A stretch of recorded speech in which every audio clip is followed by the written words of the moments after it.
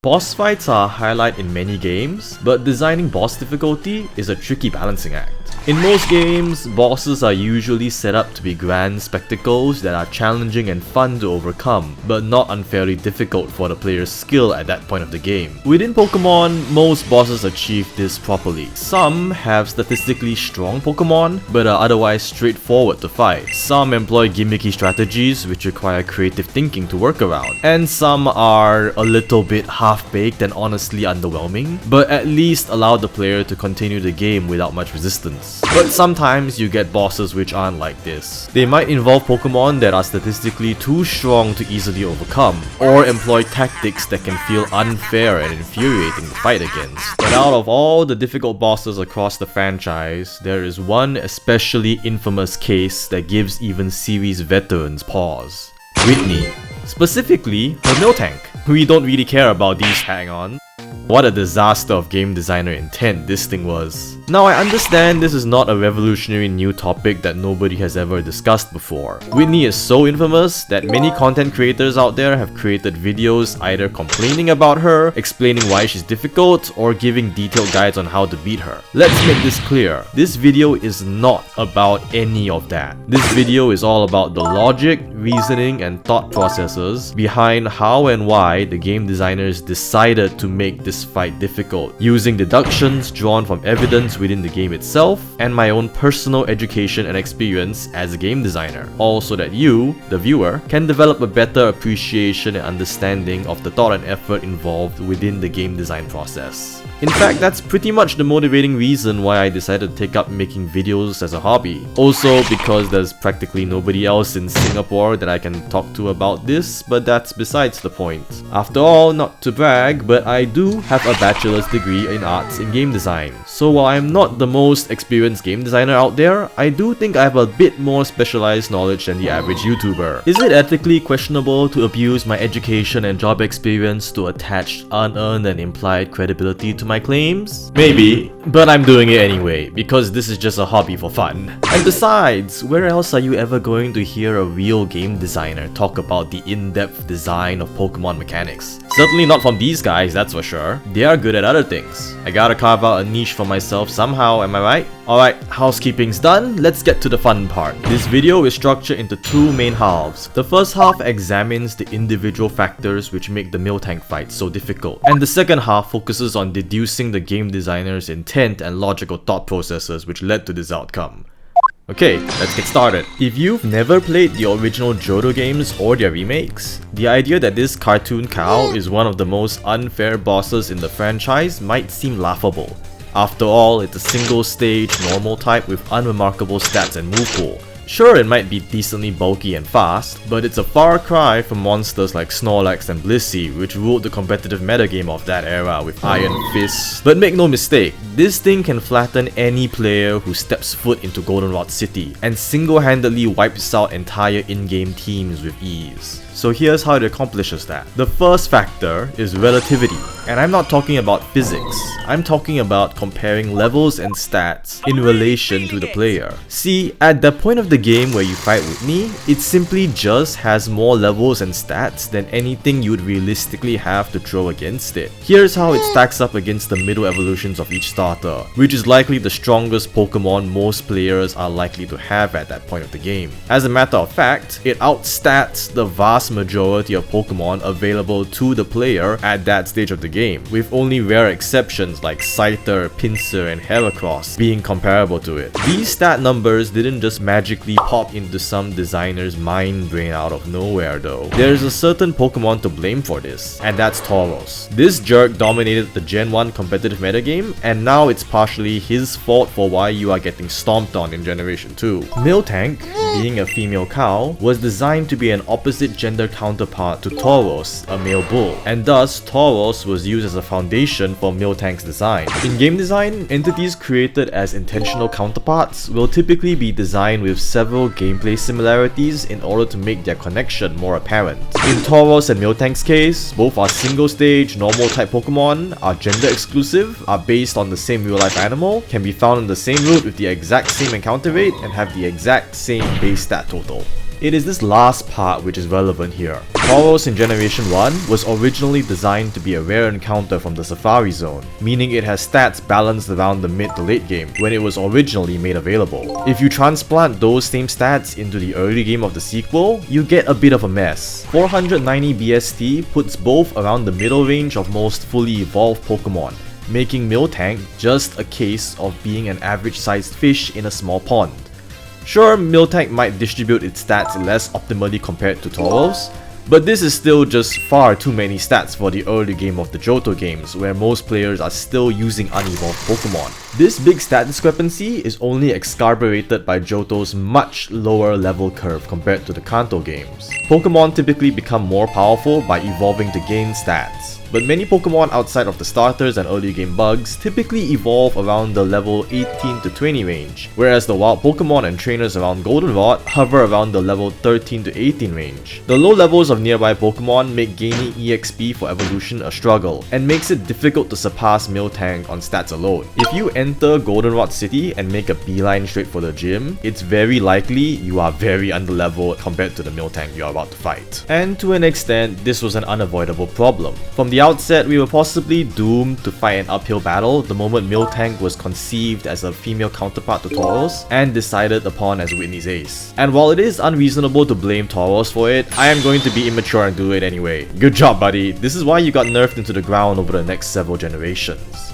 Of course, stats are only just one part of the difficulty relativity equation. If that were the case, the solution would just be to grind levels and we wouldn't need to make a video about this. If you would notice, Bugsy's Scyther has an even higher BST compared to Miltank and is fought even earlier at an even greater stat discrepancy, but is nowhere near as difficult. The reason for that is because moves and strategy are the other factors in difficulty, and Miltank has 4 excellent ones. Stomp appears relatively innocent at first glance. It's a weak 60 base power normal move with a chance to flinch. But remember, relativity is everything. For comparison, the strongest moves your starters are likely going to have are Ember or Flame Wheel depending on the version you're currently playing, Razor Leaf, and Water Gun, which are roughly around the 40 to 55 to 60 base power range. And this isn't even getting into what little other Pokemon have to work with. Miltank's 60 base power is at the top end of power for this point of the game, and with how fast it is, that flinch chance is almost always going to be an ever-present danger. Rollout is Miltank's more infamous attack. In the anime, this is pretty much what Whitney uses all the time, and for good reason. Under ordinary circumstances, in the hands of any other user, it's a very terrible move. But in Miltank's hands specifically, it's quite terrifying. It is a weak rock move that locks the user into using it every turn, but doubles in power with each subsequent use. The conventional weakness of this move is that it normally takes too long to ramp up to be relevant, as the user can either miss or be KO'd within that time frame. But Miltank is so bulky that it is more than capable of surviving the full 5 turns needed to ramp up to full power.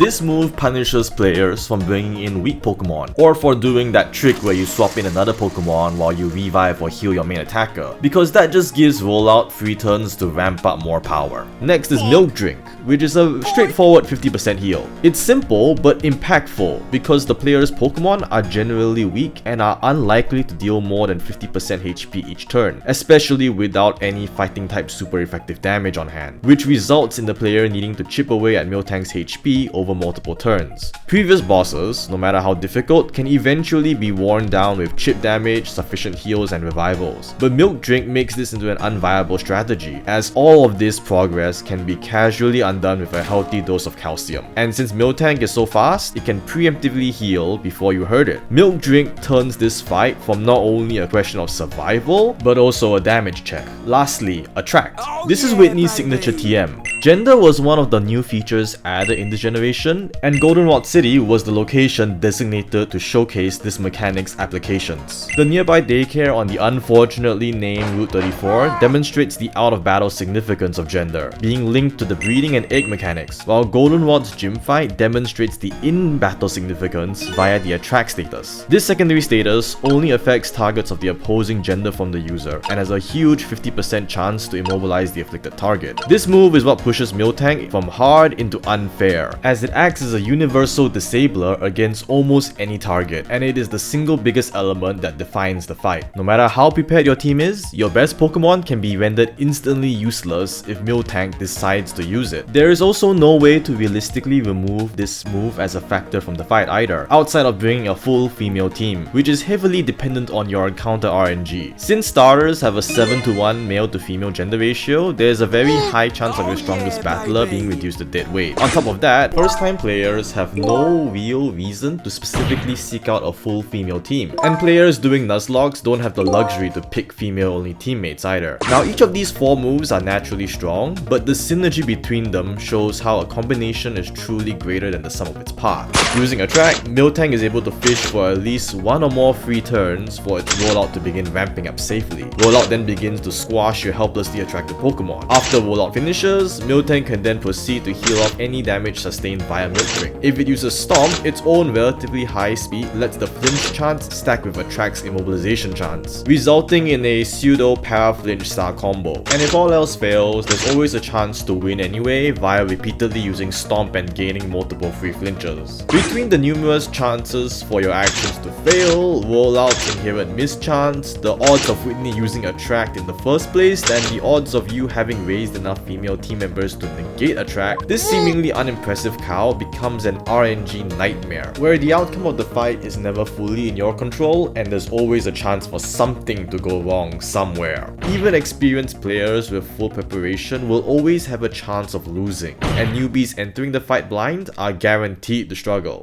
So yes, this fight is ridiculously hard for any newcomer, and don't let anybody tell you otherwise. So now that we understand the full context behind what makes Miltank tick, we can address the main question. Why did the designers think that designing such a disproportionately difficult boss this early in the game was okay? Well, when you consider the situation from a game designer's perspective, the answer is a strange yet very simple one. They simply didn't believe Miltank was that difficult. Counterintuitive, I know, but I surmise there are 2 key reasons which led them to this conclusion. The first reason is that they might have felt normal was too easy of a type for a gym boss. Back then, normal was perceived very differently as a type compared to today. Before Pokemon as a series became more established, the games would have been designed more like a traditional JRPG. Different type moves would be treated similar to magic attacks that consume a limited mana resource but can hit for super effective bonus damage, whereas normal attacks are more like the standard attacks which have no resource cost but can always deal acceptable neutral damage. This is likely why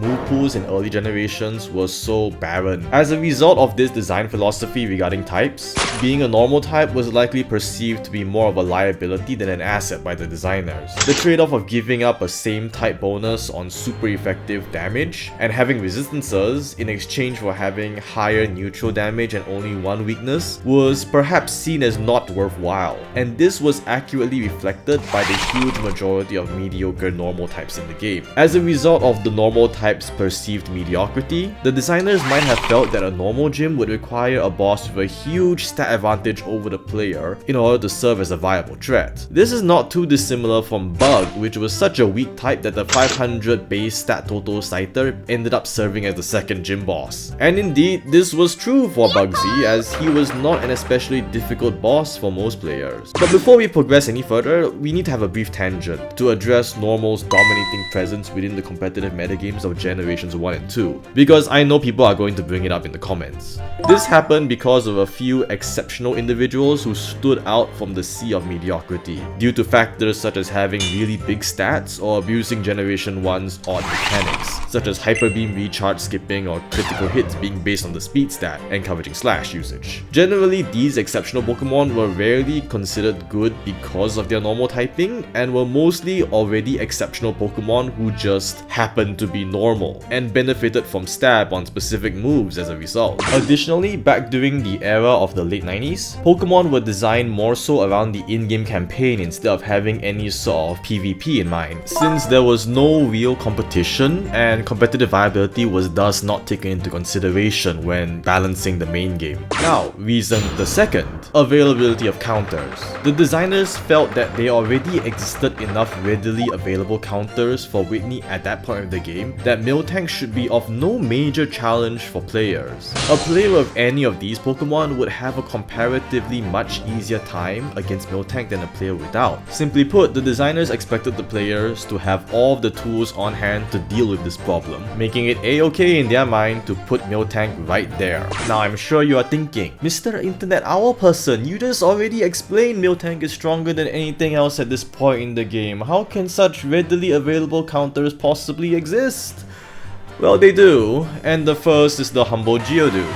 It's a common Pokemon that can also be caught extremely early from multiple locations, resist the huge number of normal attacks you could face at this point of the game, and with its high defense and rock typing, it takes little damage from resisted flying, bug, normal and rock moves. Basically, everything about the early part of the game is the designers screaming/hinting at the players to get a Geodude, and you rightfully should, for the game is that much easier with one. The second is Onix, the beloved subject of my first video. This is meant as a much rarer and less efficient option because Onix's terrible stat spread makes it more of an enemy to defeat rather than a Pokemon to actually use. Still, it at least makes for a sturdy wall. It's much rarer to find than Geodude, but you can trade for a guaranteed one from this guy in Violet City for an easy victory against Faulkner if you need it. The third is Ghastly. In the first generation, Ghost was expected to be one of the game's most powerful types due to its normal immunity, so the decision to make Ghastly obtainable before the first gym was quite remarkable. It is immune to Stomp and comes equipped with a variety of nasty utility moves such as Hypnosis, Spite, and even Curse, allowing it to simultaneously disable and deal heavy damage to Miltank. The fourth and most well-known of all is Machop, which you can trade for within Goldenrod City itself. It's female, making it immune to Attract, is bulky enough to survive a few stomps, and has Karate Chop, the only source of fighting type damage at this stage of the game, letting you readily 2-hit KO Miltank and out-damage Milk Drink's healing. This was pretty much tailor-made to be the ultimate failsafe for a guaranteed victory for the player, and was put in to ensure that every player could get past Whitney somehow if they explored and found this. This wasn't any special treatment for Whitney though. Every Johto gym leader always has at least one potential counter option placed somewhere near them. With such a wide variety of potential counter options available throughout the early game, the designers probably felt that Miltank was potentially too easy, as players could have easily picked up any of the numerous hard or soft counters throughout the game to beat it with. Heck, if you just caught yourself a female Geodude or Onix and packed some potions, Miltank pretty much can't really hurt you. Amusingly enough, this design logic was maintained in the remake, where Miltank was in fact buffed. It now comes equipped with a Lumberry and the Scrappy ability, weakening Ghastly's effectiveness as a soft counter and making it harder to handle with status effects. Counterintuitively, this was actually a correct call, because by the point of Generation 4, the great improvements to many Pokemon's move pools and the additions of new abilities such as Intimidate led to the remake's version of Miltank being arguably easier to handle than its original version. So all of this is well and good, but if the game designer's logic and reasoning were truly so sound, and if normal was really that weak of a typing and Miltank had this many counters available, how did Miltank end up being so unfairly difficult for most players? Well, one unfortunate reality of game design is that oftentimes the best laid plans just get ignored by the users. In theory, many counter options exist, but in practice, most players just didn't make use of them. Not everybody caught themselves a pet rock, or played at night and found Ghastly, or caught enough female Pokemon to bypass Attract, or explored Goldenrod City enough to discover the Machop trait. And even if you did catch yourself a rock type or get some of the other counters, Miltank can still always win via Attract and Flinch Stop RNG anyway. Even the best counters aren't 100% foolproof. So we are now left with the consequence. Many unsuspecting children would enter Goldenrod City unprepared and develop cow-related trauma, all because of a logical yet flawed conclusion by the game designers, subsequently elevating Whitney and her Miltank into an unforgettable place in Pokemon's history. Hey there, good job making it all the way to the end of this long video. I hope you enjoyed it. If you did, leave me a like. It feels nice to be appreciated. So anyways, what do you think about Whitney and her Miltank? Do you agree with my reasonings behind their difficulty, or do you believe otherwise? Share your experiences and opinions in the comments below, so that we can examine and discuss about this topic from additional points of view. Also, feel free to let me know if there are any other Pokemon related game design oddities you'd like to see a video on in the future. And until the next time we meet, take care, and have a good night.